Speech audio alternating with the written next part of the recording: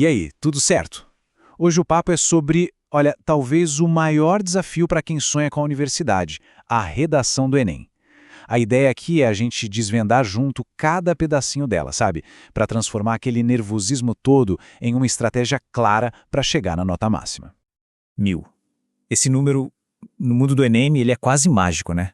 Não é só uma nota, é a perfeição. É aquela pontuação que pode literalmente definir o futuro de alguém nos estudos, sabe?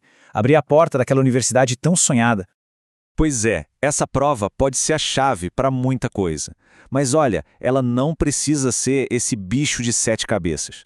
A nossa missão aqui é exatamente essa: quebrar o código da redação nota 1000. Um passo de cada vez. Bora lá? Então, para começar, vamos entender de verdade o peso que essa prova tem. A redação não é só mais uma parte do Enem, de jeito nenhum. Para muita, mas muita gente mesmo, ela é o que separa a aprovação daquela angústia de ter que esperar mais um ano. Pensa comigo, de todas as provas do Enem, a redação é a única que, sozinha, vale 1000 pontos. 1000! Nas faculdades mais disputadas, uma nota boa aqui é o que decide o jogo. Por isso que entender como ela funciona é o primeiro passo de todos. Ok, se o desafio é gigante, a nossa estratégia tem que ser mais esperta ainda. E a boa notícia é que existe um caminho.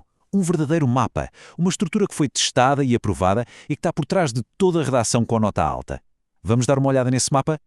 Isso aí, introdução, desenvolvimento e conclusão. Parece simples, né? E a real é que toda a redação nota 1000 segue essa lógica, esses 3 pilares. Não tem mágica, o que tem é método. E dominar o que se faz em cada uma dessas partes, isso já é meio caminho andado para o sucesso. E o legal desse resumo é que ele deixa tudo bem claro. Pensa assim, na introdução é como se a pessoa fosse uma anfitriã, sabe? Apresenta o tema e o ponto de vista, a tese. Já no desenvolvimento, o papel muda, vira uma advogada de defesa, defendendo a tese com unhas e dentes, usando fatos, dados, repertório.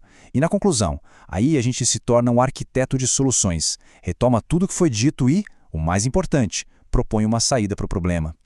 Beleza, com a estrutura na cabeça, vamos agora para a avaliação. Como a redação é corrigida? Imagina que são 5 chaves. Cada uma abre uma porta que vale 200 pontos. Para chegar nos 1000, precisa de todas as 5 chaves. A primeira chave é a base de tudo: o bom e velho domínio da norma padrão da língua portuguesa. É aqui que o corretor vai ver se o texto está escrito direitinho, seguindo a norma oculta, de um jeito claro e sem rodeio. Então, o ponto aqui é o seguinte: a escrita tem que ser profissional. O que isso quer dizer? Gramática certinha, pontuação no lugar, sem gíria, sem linguagem de zap. É o alicerce de tudo. Se esse alicerce não for forte, a casa inteira, que é o argumento, pode vir abaixo. Vamos para a segunda chave. Essa aqui olha para 2 coisas ao mesmo tempo: a compreensão do tema e o repertório cultural. Não adianta só escrever bem, é preciso mostrar que o tema foi entendido de verdade e que se tem bagagem, conhecimento de mundo para falar sobre ele. Aqui fica bem claro que é preciso ter foco e repertório. Ou seja, tem que pegar todas as palavras-chave do tema e trabalhar com elas, sem fugir do assunto. E para deixar o texto mais rico, mais forte, a dica é usar conhecimentos de outras áreas. Tá falando de meio ambiente? Puxa um filósofo, um fato histórico, aquele documentário que todo mundo comentou.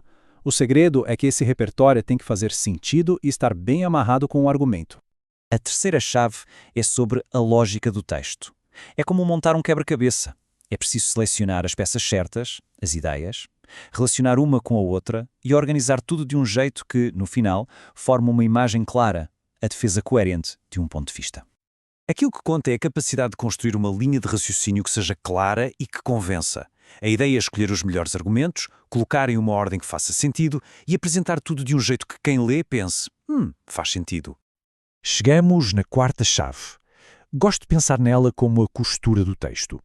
É ela que vai garantir que todas as partes, as frases, os parágrafos, estejam bem amarradinhas, formando uma coisa só, um texto que flui bem. Sabe os conectivos? Aquelas palavrinhas como além disso, portanto, entretanto.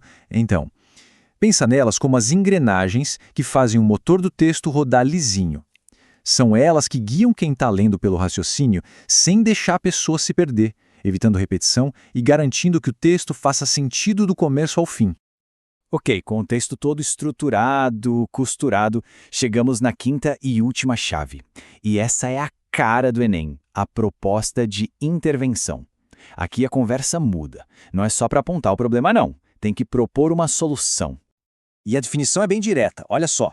A proposta tem que ser uma solução concreta, detalhada e que seja possível de fazer para o problema que foi discutido. E um detalhe que não se negocia. Ela tem que sempre, sempre mesmo, respeitar os direitos humanos. Qualquer proposta que passe por cima disso, com violência ou preconceito, zera essa competência na hora. E como é que se constrói essa proposta? É só seguir esses 5 elementos. Pensa que é um checklist mesmo. Precisa dizer quem vai fazer, o que vai ser feito, como vai ser feito, para quê e para fechar com chave de ouro um detalhamento, um detalhe a mais sobre um desses pontos. Com esses 5 na mão, os 200 pontos estão garantidos. Beleza, mas tão importante quanto saber o que fazer é saber o que não fazer de jeito nenhum. Existem umas armadilhas que, se a gente cair, levam a redação direto para a nota 0. Vamos ver quais são para passar longe delas. Olha só essa comparação. O que leva para a nota 0? Fugir totalmente do tema, copiar os textos de apoio na cara dura, não escrever no formato certo ou desrespeitar os direitos humanos. Já o caminho seguro é o contrário, né? Manter o foco no tema, usar as próprias ideias e o próprio repertório, seguir a estrutura certinha e, claro, propor soluções que ajudem a construir uma sociedade melhor. Ok, então, agora que a gente já tem um mapa e entendeu as regras do jogo, a pergunta é: como se preparar para a hora H, para o dia da prova? Vamos falar de umas estratégias bem práticas para mandar bem. Gerenciar o tempo é fundamental. Olha esse plano de 70 minutos, ele costuma funcionar que é uma beleza. 10 minutinhos para ler tudo com calma e planejar a estrutura. 50 minutos para botar a mão na massa e escrever o rascunho, deixar as ideias saírem.